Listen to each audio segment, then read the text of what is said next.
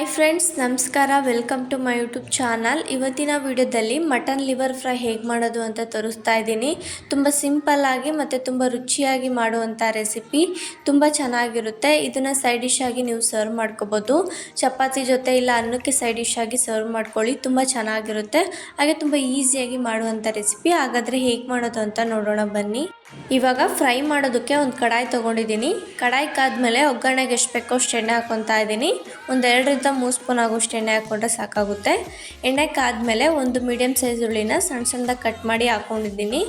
ಜೊತೆಗೇ ಸ್ವಲ್ಪ ಮೆಣಸಿನ್ಕಾಯಿನ ಹಾಕ್ಕೊತಾ ಇದ್ದೀನಿ. ಬೇಕು ಅಂದರೆ ಹಾಕ್ಕೊಳ್ಳಿ, ಅಂದರೆ ಸ್ಕಿಪ್ ಮಾಡ್ಕೋಬೋದು. ಹಾಗೆ ಸ್ವಲ್ಪ ಕರಿಬೇವನ್ನ ಹಾಕ್ಕೊಂಡು ಇವಾಗ ಚೆನ್ನಾಗಿ ಫ್ರೈ ಮಾಡ್ಕೊತಾ ಇದ್ದೀನಿ. ಇವಾಗ ಸ್ವಲ್ಪ ಉಪ್ಪು ಹಾಕ್ಕೊಂಡು ಫ್ರೈ ಮಾಡ್ಕೊತಾ ಇದ್ದೀನಿ, ಬೇಗ ಬೇಯಲಿ ಅಂತ. ಫ್ರೈ ಮಾಡ್ಕೊಂಡಾದ್ಮೇಲೆ ಟೊಮೊಟೊನ ಹಾಕ್ಕೊತಾ ಇದ್ದೀನಿ. ಸಣ್ಣ ಟೊಮೊಟೊದಲ್ಲಿ ಅರ್ಧ ಟೊಮೊಟೊನ ಹಾಕ್ಕೊತಾ ಇದ್ದೀನಿ. ಜಾಸ್ತಿ ಹಾಕಿದರೆ ಹುಳಿ ಅನಿಸ್ಬಿಡುತ್ತೆ, ಅದಕ್ಕೆ ಸ್ವಲ್ಪ ಹಾಕ್ಕೊತಾ ಇದ್ದೀನಿ. ನೀವು ಬೇಡ ಅಂದರೆ ಸ್ಕಿಪ್ ಮಾಡ್ಕೋಬೋದು. ಸ್ವಲ್ಪ ಹುಳಿ ಇದ್ದರೆ ಚೆನ್ನಾಗಿರುತ್ತೆ ಅಂತ ಟೊಮೊಟೊನೂ ಕೂಡ ಹಾಕ್ಕೊಂಡಿದ್ದೀನಿ. ಟೇಸ್ಟ್ ಚೆನ್ನಾಗಿರುತ್ತೆ. ಇವಾಗ ಟೊಮೊಟೊ ಎಲ್ಲ ಚೆನ್ನಾಗಿ ಸಾಫ್ಟ್ ಆಗೋವರೆಗೂ ಫ್ರೈ ಮಾಡ್ಕೊಂಡಿದ್ದೀನಿ.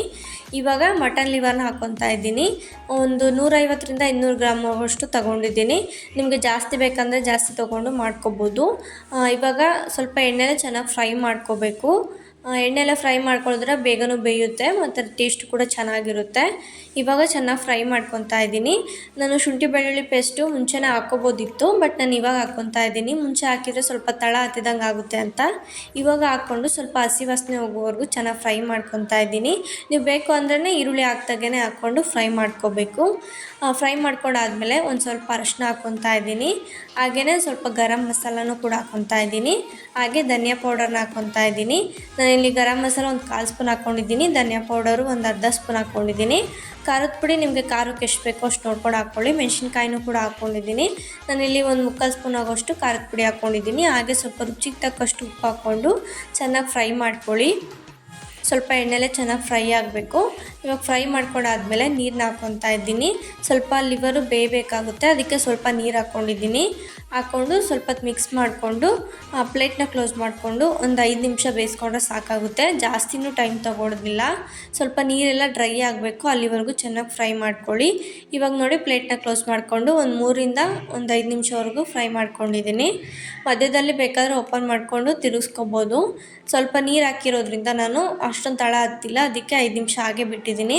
ಇವಾಗ ನೋಡಿ ಗಟ್ಟಿಗಾಗಿದೆ. ಸ್ವಲ್ಪ ಚಪಾತಿ ಮಾಡ್ಕೊತಾ ಇರೋದ್ರಿಂದ ಜಾಸ್ತಿ ಗಟ್ಟಿಗಾಗೋದಕ್ಕೆ ಬಿಟ್ಟಿಲ್ಲ. ಸ್ವಲ್ಪ ನೀರಾಗೆ ಕರಿ ಥರ ಇರಲಿ ಅಂತ ಮಾಡ್ಕೊಂಡಿದ್ದೀನಿ.